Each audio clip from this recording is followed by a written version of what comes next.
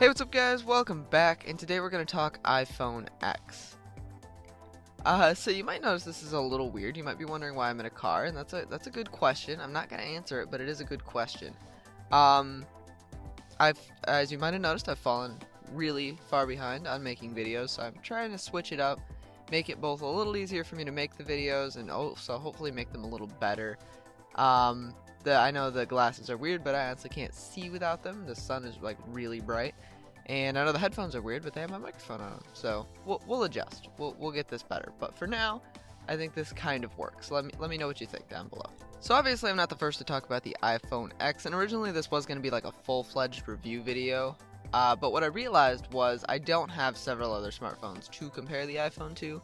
So I wouldn't really be able to do like an in-depth comparison to the iPhone and what else is on the market.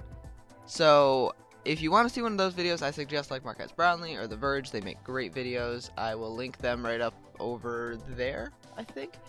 I would definitely suggest checking them out. But what I can do is I can show you some of the details that I think make the iPhone X as good as it is. Because I think those don't make it into the review videos a lot of the time because they're spending so much time on the comparing and contrasting to other Android phones. So I feel like that's kind of what I want to talk about today.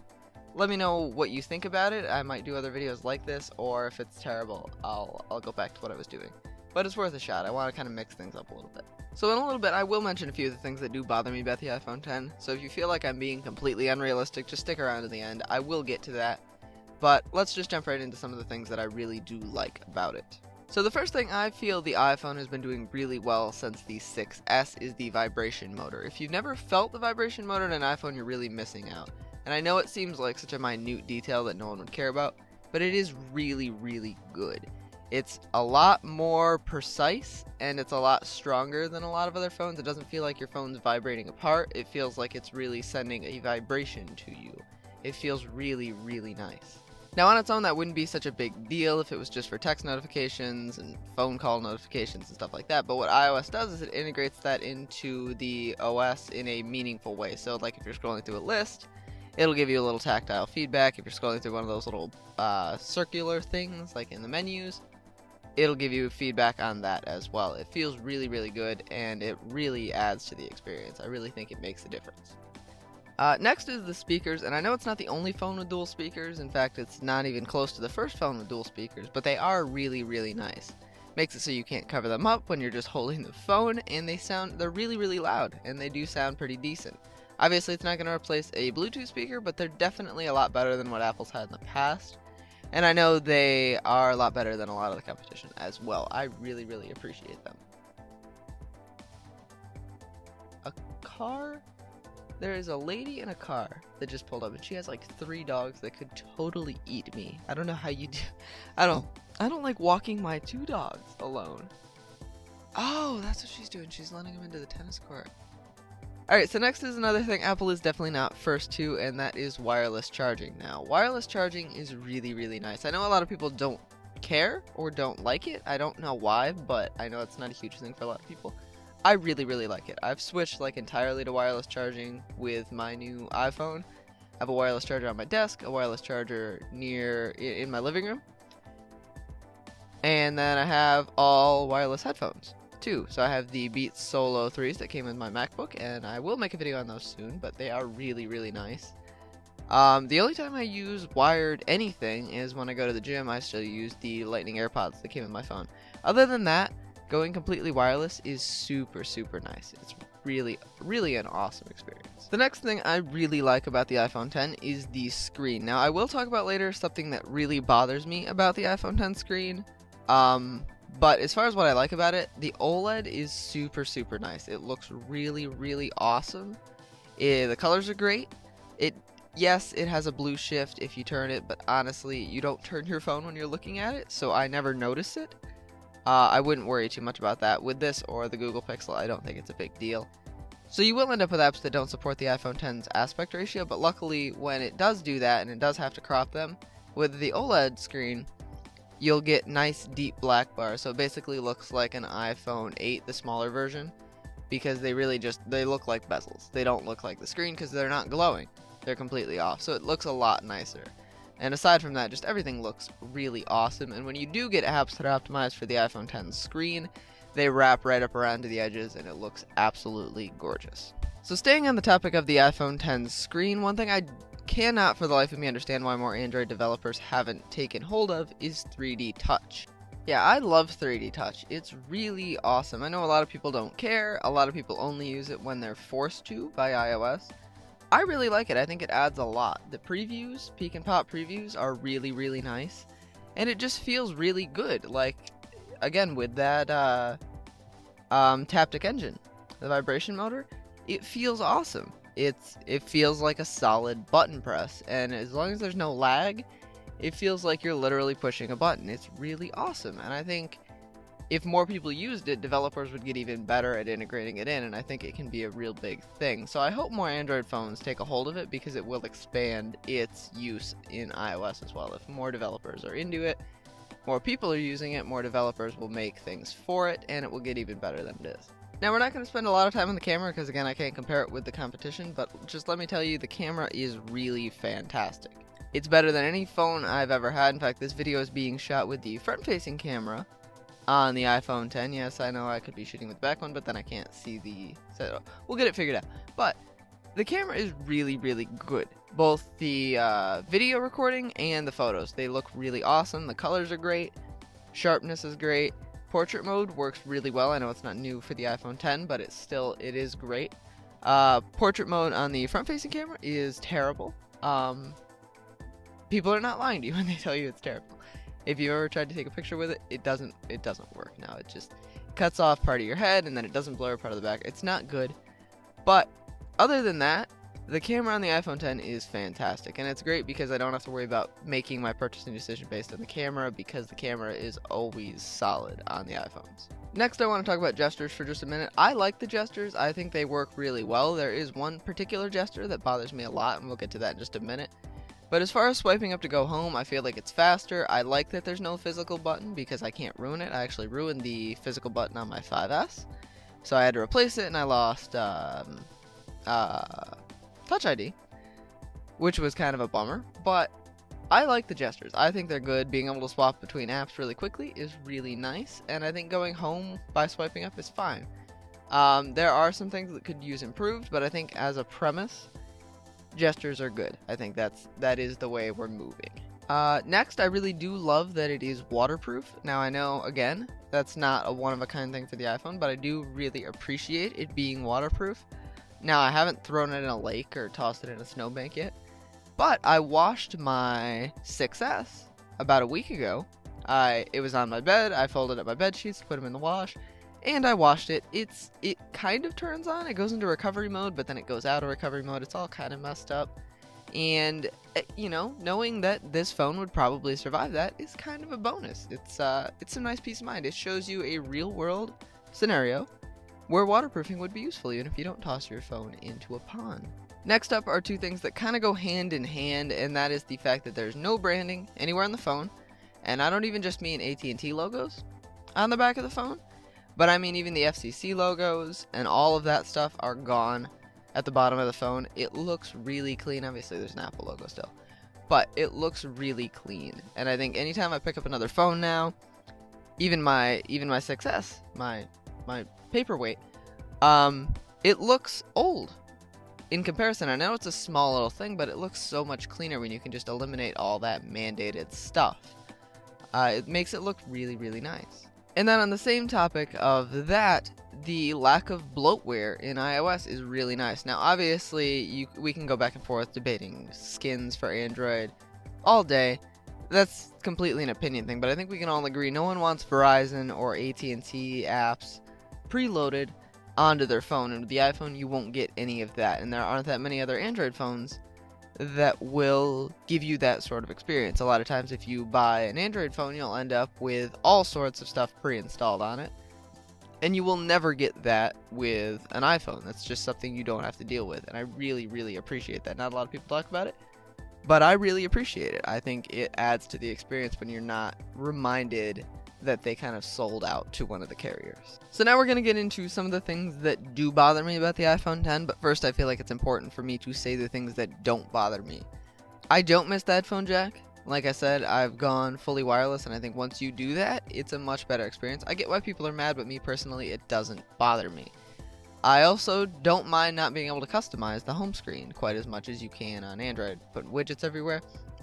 It doesn't really bother me. I like the clean look that it gives, because when you have the option to customize, a lot of times it can get out of hand and it can look really busy. And I know that's your choice, and I get why people want it, but again, for me, I like that every iPhone is nice and clean and tidy on the home screen when you pick it up.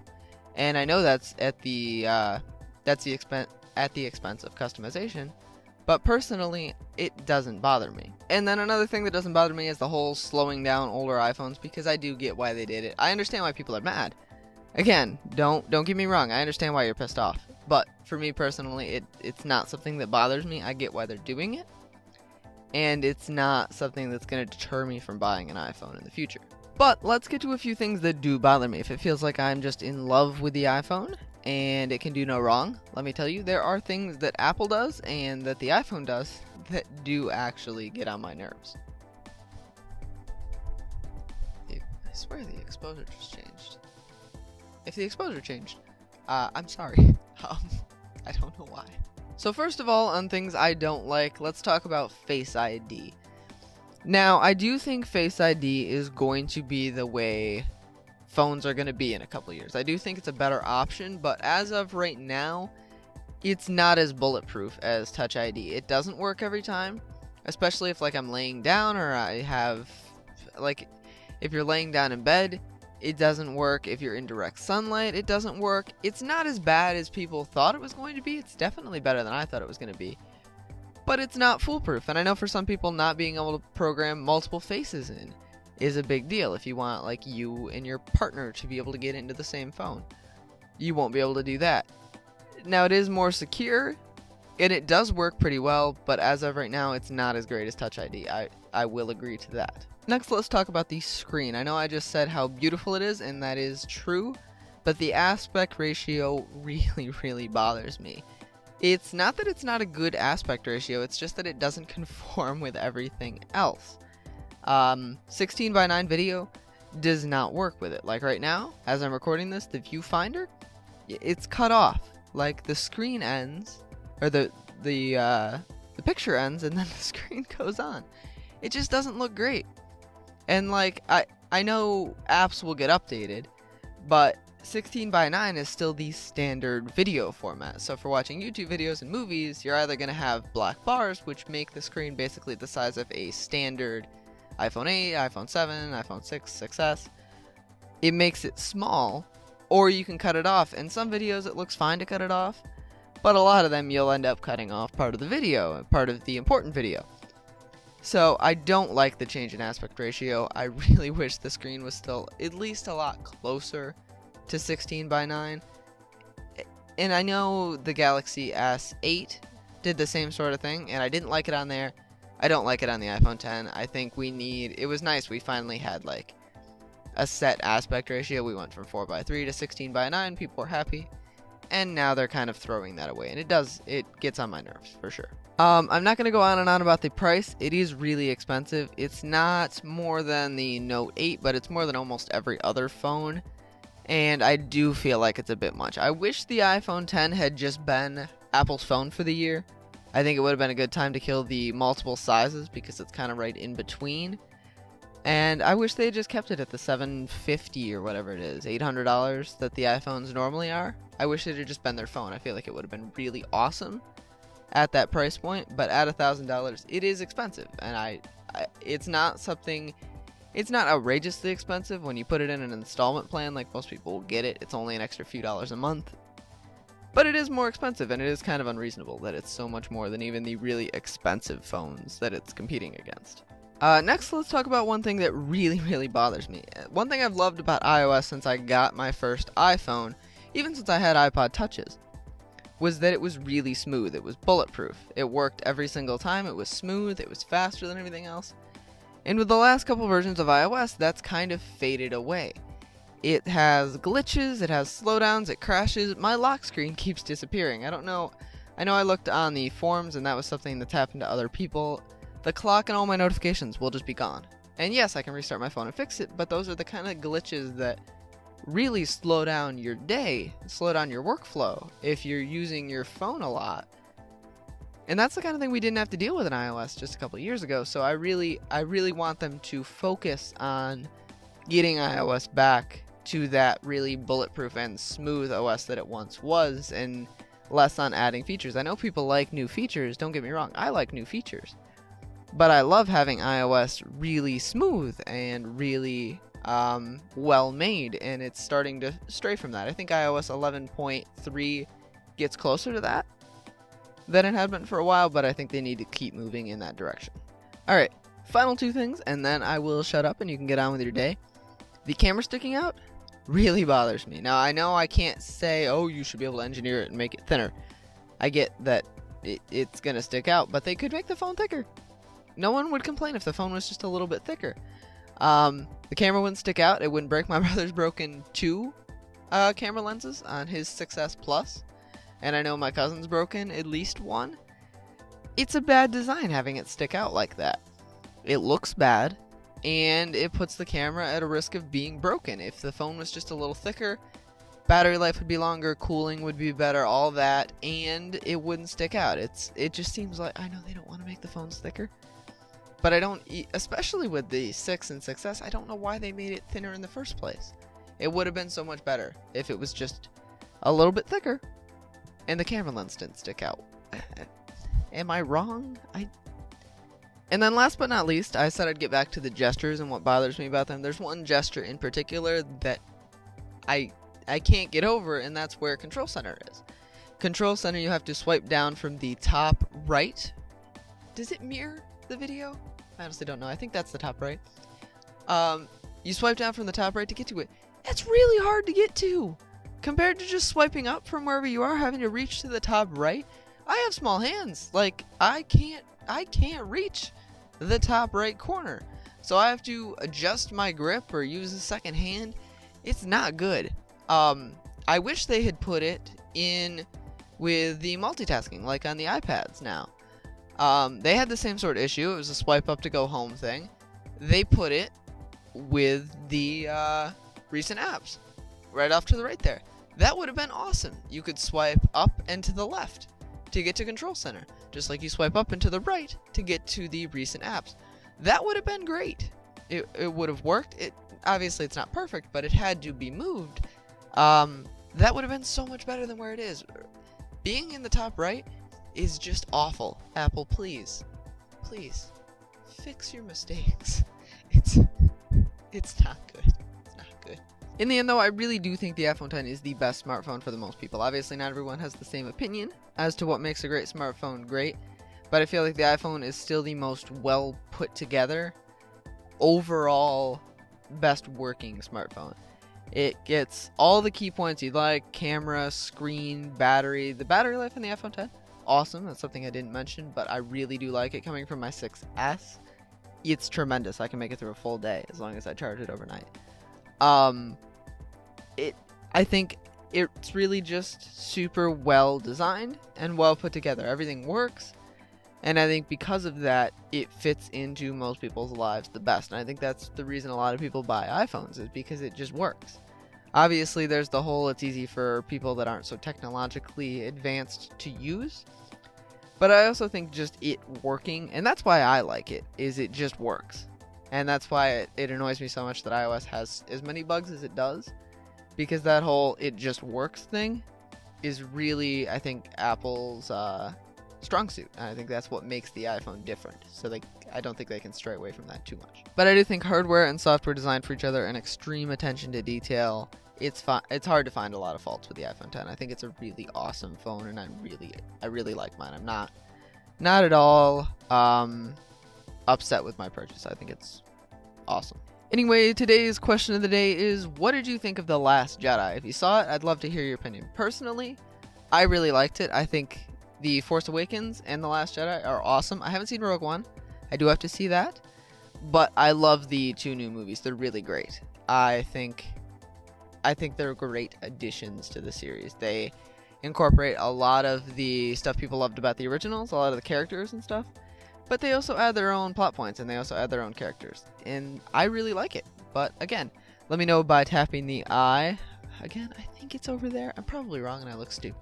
Tap the eye and let me know what your opinion is, or leave a comment down below if you want to elaborate more than my stupid little presets. So I post new videos every single Sunday. Yes, I'll actually post videos every Sunday now. So I'd definitely like to see you back next week. But until then,